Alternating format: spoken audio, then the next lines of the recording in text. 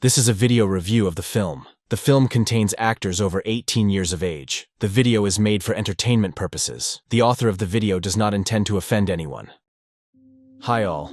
Today I will talk about the film Revolutionary Road. A young guy named Frank comes to a party. He notices a beautiful woman and decides to meet her. April asks Frank just one question. What are you interested in? She doesn't care about Frank's job. She's interested in his hobbies. Honey, if I had the answer to that one, I bet I'd bore us both to death in half an hour. 10 years pass. April plays in the theater, but she is not good at it. After the performance, she was very upset because of the unsuccessful performance. Frank comes into the dressing room and tries to console his wife, but April becomes even more angry. Well, I guess it wasn't a triumph or anything, was it? I'll be ready in a minute. On the way home, Frank again tries to talk to April about what happened at the play, but April doesn't want to talk about it. Frank does not comply with her request and stops the car to discuss this. Don't touch me. April. Just leave me alone! Frank doesn't understand why April is so angry. He tries to calm her down, but April asks him to stop talking to her.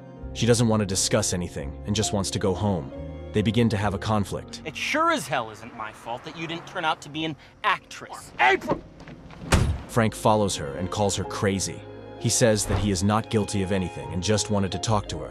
April says he brought her and lured her into a trap to force her to do something she didn't want to do. In a trap! Yes, You yes, in a trap! Me, Jesus Frank! Christ! Me! April calls Frank a brat, which makes Frank even more angry. The next day, Frank leaves for New York for work. April feels guilty for insulting him last night. Frank hates his job and his boss. He remembers how his father worked this job all his life and received nothing in return. Frank's boss scolds him again. Frank gets tired of hearing this and simply leaves. He approaches the woman and helps her with her work, after which he invites her to dinner. Meanwhile, April remembers the day they moved into this house. Now the place I want to show you is a sweet little house. Charming, isn't it? Oh, yes. At dinner, Frank jokes a lot, and almost all the girls he talks to like it. The next morning, April's neighbor comes to see her. Mrs. Helen brought potted seedlings, but she came not only for this. She tells April about her mentally ill son. She says that he is adequate, but sometimes behaves strangely. He doesn't know how to hide his feelings. She asks April and Frank to hang out with him because he needs friends. April agrees to help. After Mrs. Helen leaves, April finds old photographs. She remembers again the day when she and Frank were happy. Is this you? Yeah. You been to Paris? Frank talks about how much he liked it in Paris, and his main dream is to return there and stay there to live. He believes that people there are free and can do whatever they want. April listens to him with pleasure and dreams of going somewhere too. Frank wakes up in a hotel with a woman. He kisses her goodbye and leaves. In the evening, Frank comes home and is greeted by April. She apologizes to him and says that she loves him. Frank enters the house and sees his children. Happy birthday to you! Frank gets into the shower and feels disgusting about what he did. April spent the whole day coming up with a plan. I have had the most wonderful idea. She suggests that Frank sell the house and go to Paris. Frank thinks it's a joke and doesn't take April's words seriously. But April tells him that this is their chance to start a new life. She reminds Frank that it was his dream, and he forgot about it because of work. She says that in Paris, he will not need to work, because she will do it. April tells Frank that this is a chance for him to figure out what he wants to do in life. What's that? You're a man. Frank agrees with her plan. The next day, Frank comes to work and writes down new text for the advertisement. He doesn't do his job seriously because he's going to quit soon. He tells his friends that soon he and his family will leave for France forever. None of his friends believe it because they think this idea is crazy. Frank likes the way his friends look at him. He feels special. April and Frank have decided to go to France in a few months, and before then they must prepare well.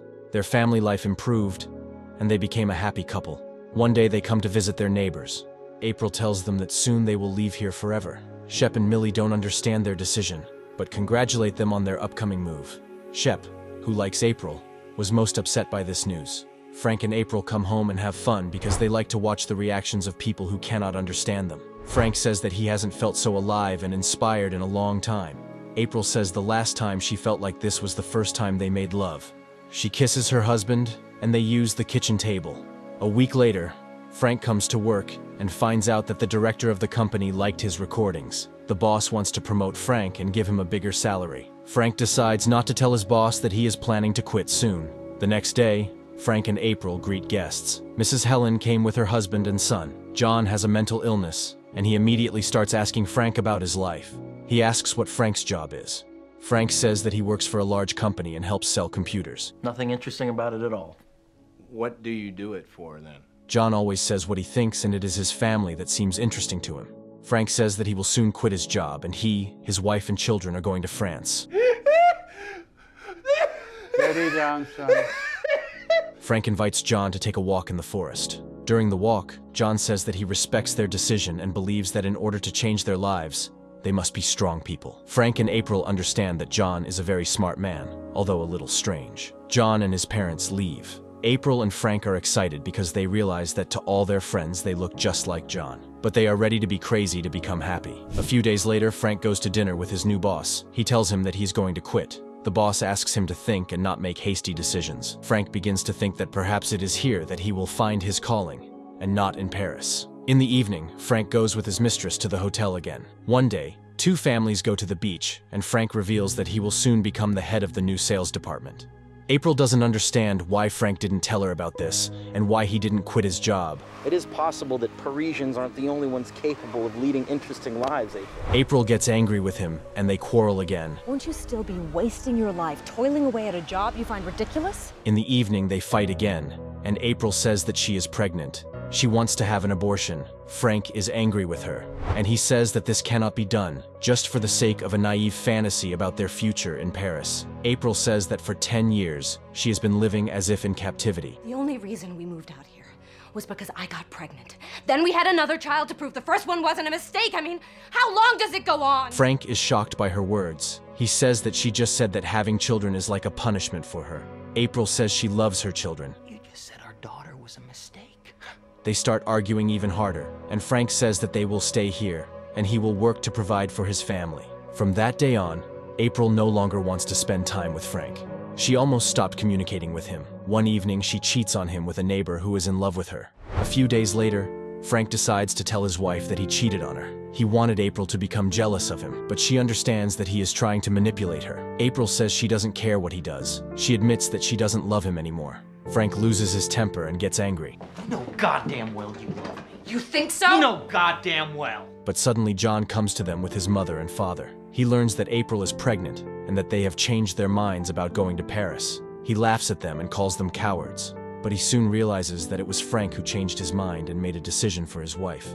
He calls Frank boy. Frank gets angry and is about to hit him, but stops. John notices that April hardly reacts at all and realizes that they both deserve each other. I'm glad I'm not gonna be that kid. Frank looks at April and realizes that she agrees with John's words. He begins to get angry and swear. And you do love me. But I don't.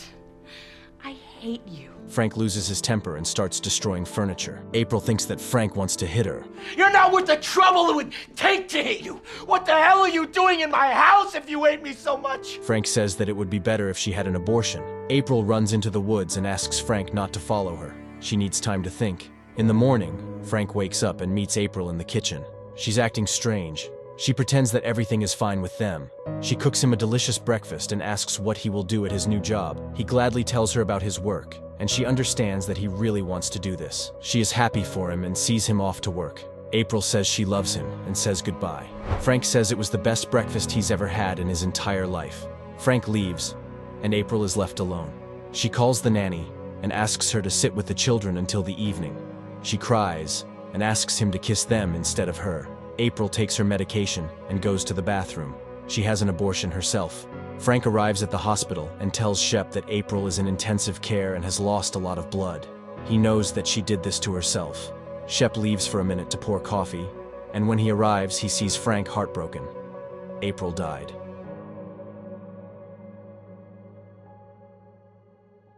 After a few months, Mrs. Helen sold the house to new tenants. She calls them the best couple who lived in this house. Her husband remembers her saying the same thing about Frank and April. A man simply turns off his hearing aid so as not to hear what his wife is saying. Shep and Millie meet new neighbors. Millie tells them about what happened to Frank and his family. Shep doesn't want to listen or remember that day. He asks his wife to never talk about Frank and April again. After the death of his wife, Frank moved to New York and devoted his life to his children. He realized that his family was more important to him than work. And this is where the film ends. Write your opinion about this in the comments. Like the video and subscribe to the channel. Click on the bell to be the first to watch new videos.